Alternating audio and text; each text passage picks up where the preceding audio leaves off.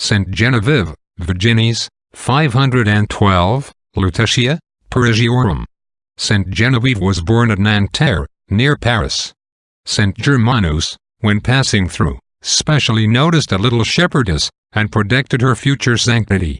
At 7 years of age she made a vow of perpetual chastity. After the death of her parents, Paris became her abode, but she often traveled on works of mercy, which by the gifts of prophecy and miracles, she unfailingly performed. At one time she was cruelly persecuted. Her enemies, jealous of her power, called her a hypocrite and tried to drown her. But Saint Germanus having sent her some blessed bread as a token of esteem, the outcry ceased, and ever afterwards she was honored as a saint. During the siege of Paris by Childeric, king of the Franks, Genevieve went out with a few followers and procured corn for the starving citizens. Nevertheless Childeric, though a pagan, respected her, and at her request spared the lives of many prisoners. By her exhortations again, when Attila and his Huns were approaching the city, the inhabitants, instead of taking flight, gave themselves to prayer and penance, and averted, as she had foretold, the impending scourge.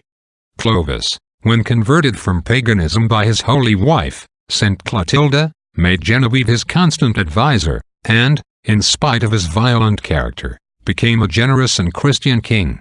She died within a few weeks of that monarch, in 512, aged 89. A pestilence broke out at Paris in 1129, which in a short time swept off 14,000 persons, and, in spite of all human efforts, daily added to its victims.